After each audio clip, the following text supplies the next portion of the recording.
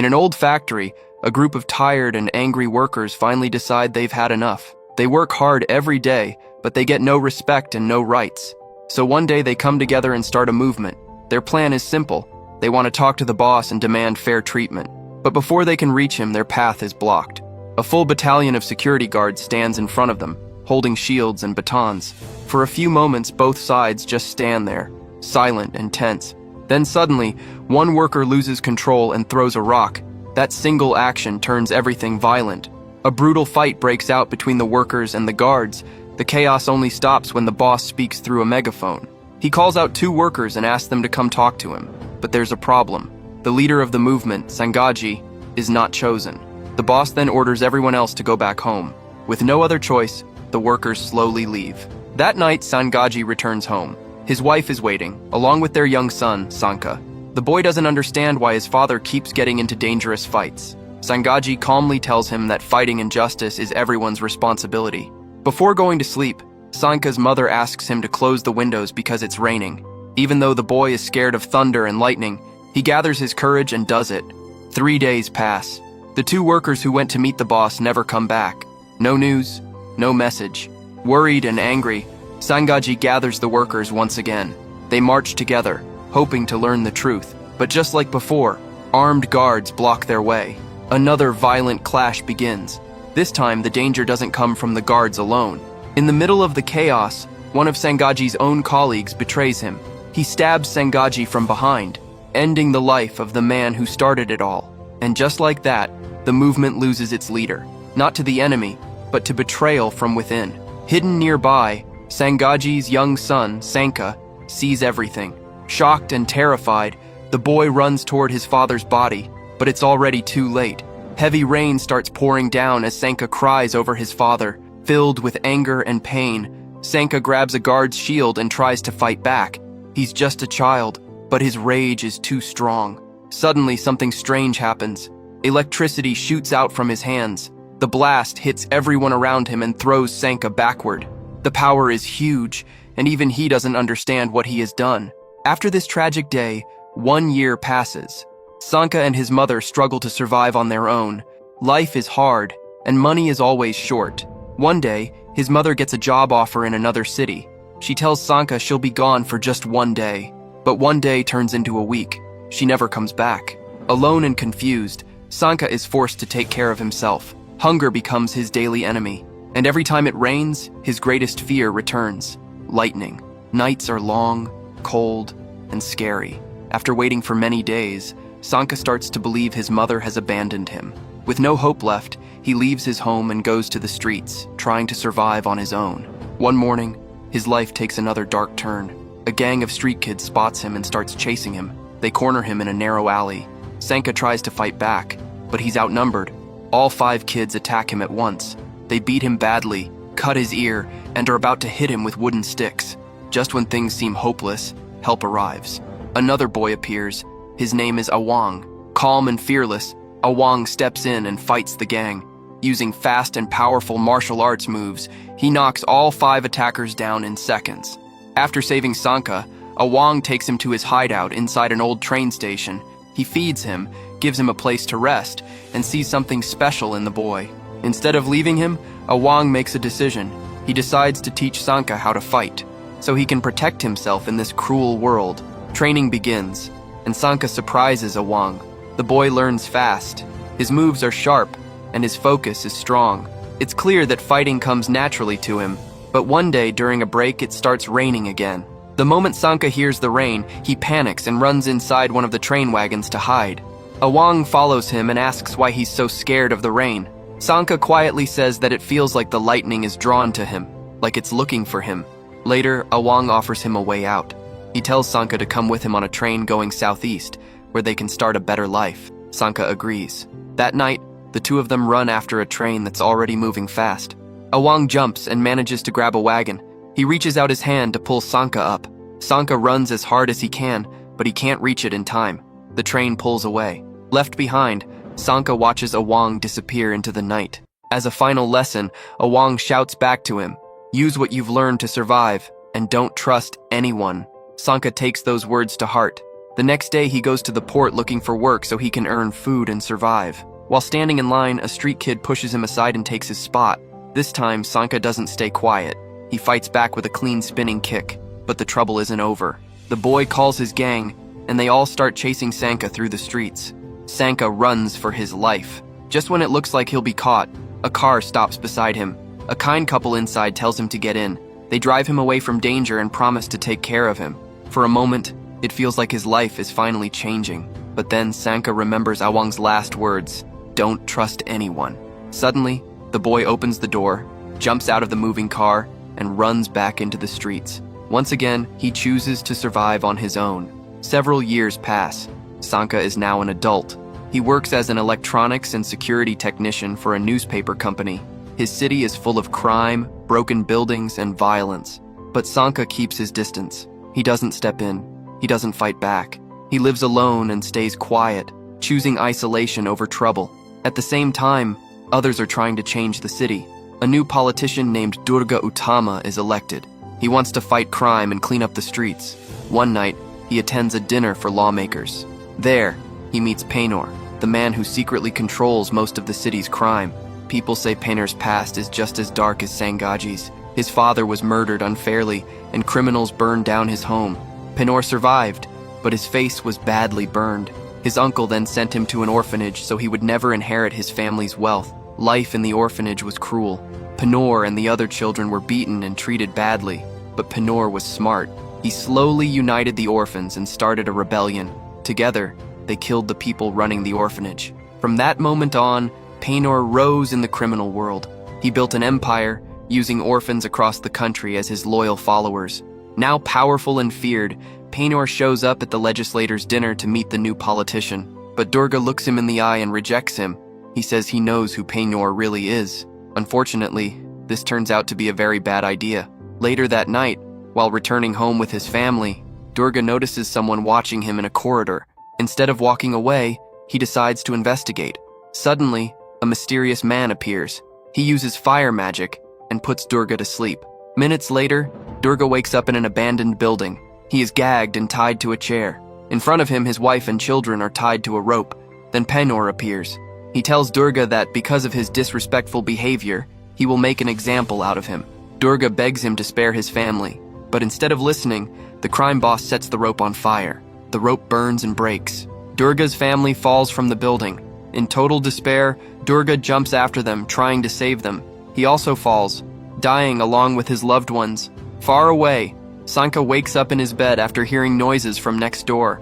Someone is trying to break into the apartment nearby. Once again, Sancaka chooses not to get involved and gets ready for another normal day at work. At the end of the day, Sancaka talks with a friend who wants to leave the city and escape all the violence. While they're talking, a man suddenly runs toward the newspaper gates begging for help. He says a gang of hooligans wants to lynch him. Sancaka and his friend refuse to help at first. But then their colleague Awang opens the door and promises to take the man safely to the police station. Before leaving, Awang looks at Sancaka and says something important. He tells him that this city will never change if people like him keep choosing not to care about others. Those words hit Sancaka hard. The next morning, Sancaka hears noise again.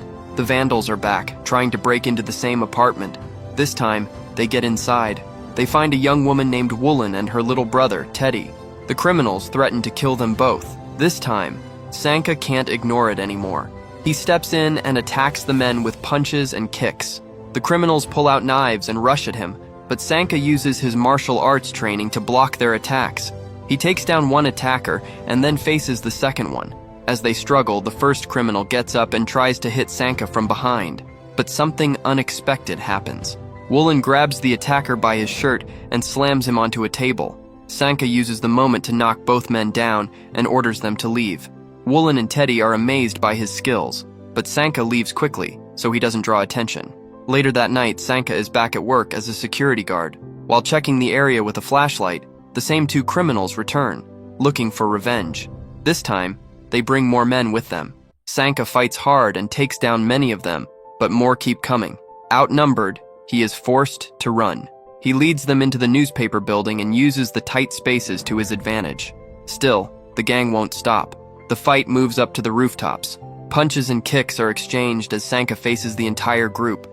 Even with his skills, he is eventually knocked down. The criminals beat him badly with wooden clubs. Finally, with Sancaka unable to fight back, they throw him off the roof. No normal person could survive that fall. But then, heavy rain begins to pour.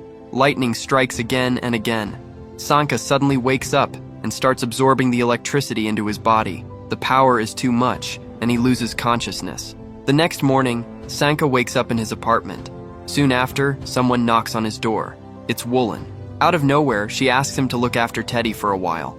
Meanwhile, politicians argue over Durga's death and suspect Pengkor is behind it. Pengkor himself shows up and claims he is innocent, warning everyone to be careful with their words. After he leaves, his assistant Gazul says the politicians might become a problem. Pengkor says his plan is already moving forward. In a rice warehouse, his men inject a strange serum into sacks. Back at home, Sancaka tells Teddy he will take him to his sister because he has to work. On the way, he meets Woolen at the market. She is gathering shopkeepers to demand more security. Sancaka asks her to take Teddy back with her. Before she can answer, the same gang that threw Sancaka off the roof appears. They are shocked to see him alive and start chasing him through the streets. Sancaka tries to escape but is surrounded and forced to fight again. Using his combat skills, he takes on several attackers at once. When the criminals throw axes at him, Sancaka suddenly blocks them with lightning coming from his arms. He even sends electric shocks at his enemies, knocking them back. He is shocked himself, but when he tries to use the power again, nothing happens. So he grabs a wooden club and finishes the fight the old way. Woolen and the merchants see everything and are amazed. But Sancaka walks away without saying a word. Later, at work, Sancaka talks to Awang about what happened. He says that for a moment, he thought he had special powers. Soon after, Woolen arrives and asks him to come back to the market.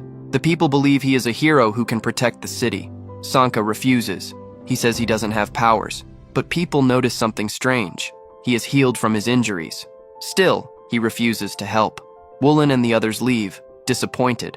That night, after work, Sancaka returns home and finds the market burned down. Shops are destroyed and many people are injured. Woolen tells him that he cannot turn away when people are suffering. She believes the vandals did this and asks Sancaka to help her fight their leader, Gundala, one of Pengkor's men. Hearing this, Sancaka finally decides to act, but he still doesn't know where his powers come from or how to control them. Another night at work, Woolen and Teddy come to see him just as a strong storm begins. Thunder fills the sky. Sancaka remembers his fear of lightning and the night he absorbed it. He steps into the rain and is struck by electricity, crashing to the ground.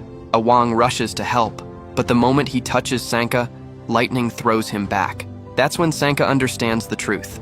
Lightning gives him strength. Woolen tests this by hitting him with an iron bar, but Sancaka feels no pain. Fully charged with energy, Sancaka feels no pain. He joins Woolen and her companions and goes with them to a wedding party where they expect to find Gundala. As soon as Gundala sees the group, he panics and runs away. His henchmen try to protect him, but before anything else can happen, the bride suddenly appears, demanding to know what's going on. Before the situation can calm down, something strange happens. Several guests suddenly feel sick. All of them are pregnant. Soon after, reports come in from all over the city.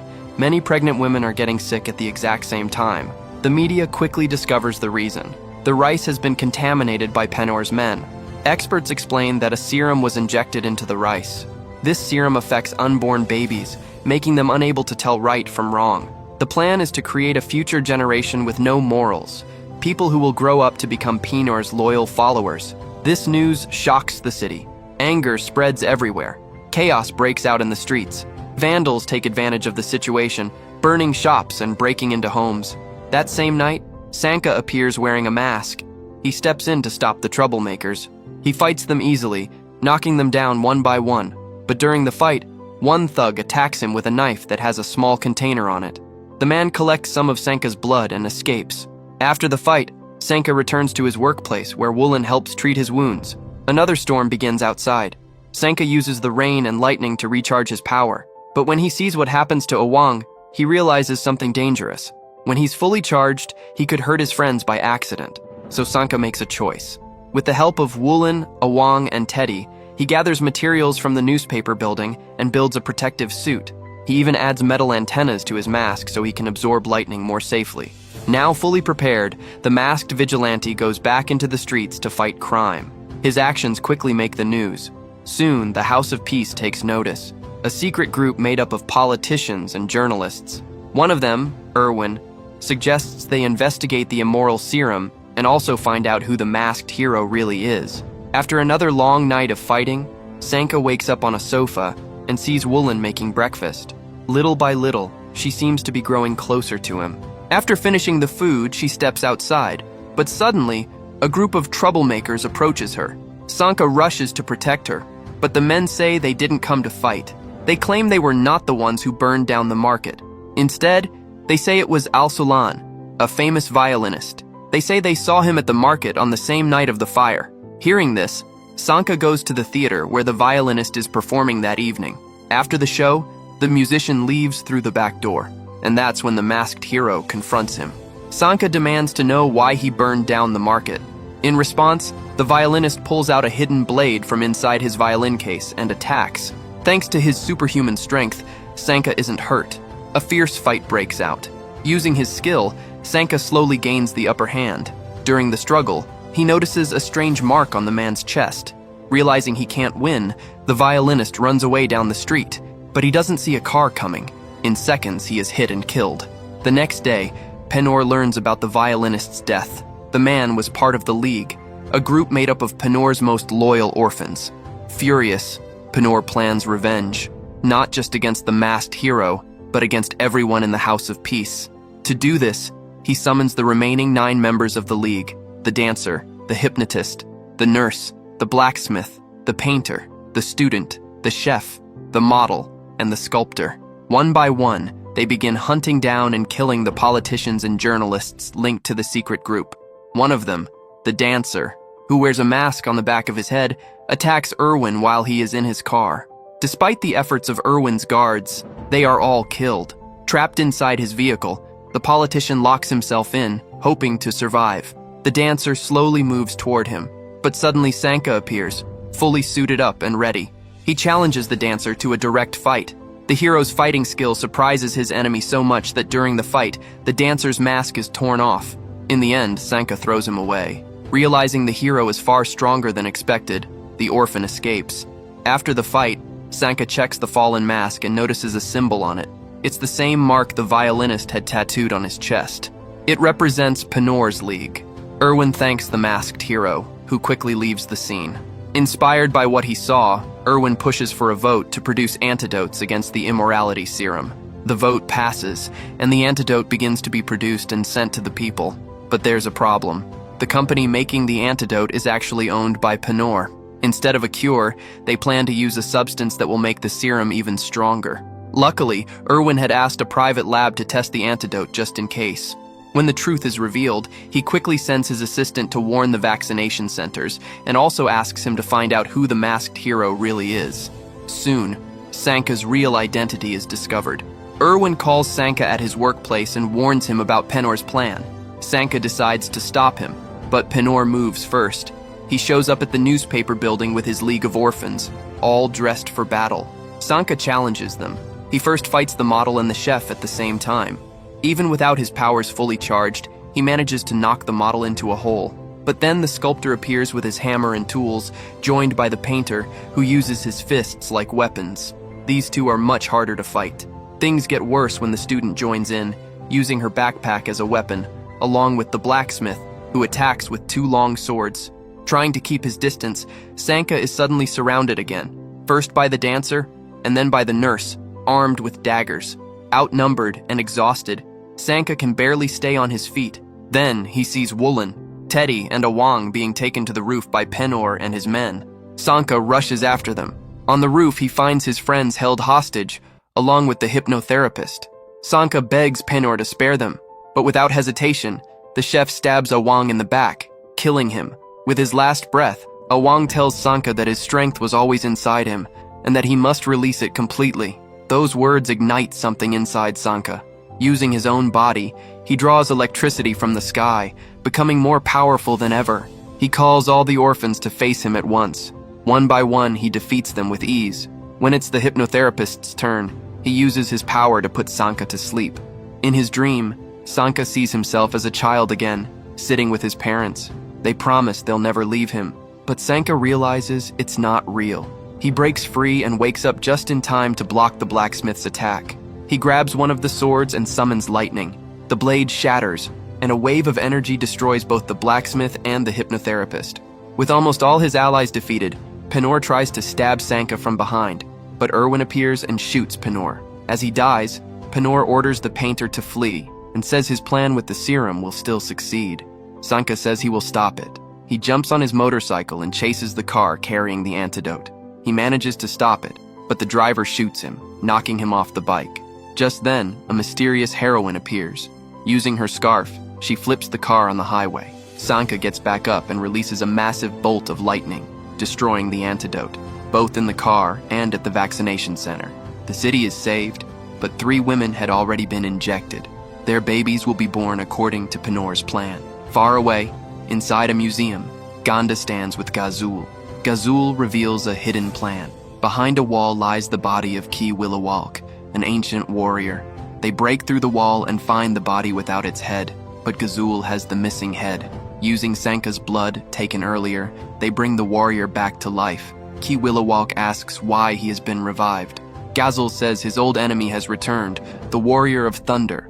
That legendary hero is none other than Sancaka. This explains his power over lightning. Ki Willawalk orders Gazul to gather an army. A war from the past is about to begin again. Days later, Sancaka stands on the rooftops, now wearing an upgraded suit made with Erwin's help. He promises to protect his city from crime, unaware that his greatest enemy is coming. Watching from afar is the mysterious heroine. Her real name is Sri Asi. She knows that very soon she will have to join forces with Sancaka to face the powerful enemy ahead. So what did you think of this movie? Tell us in the comments below. And if you enjoyed the recap, like and subscribe for more. See you next time.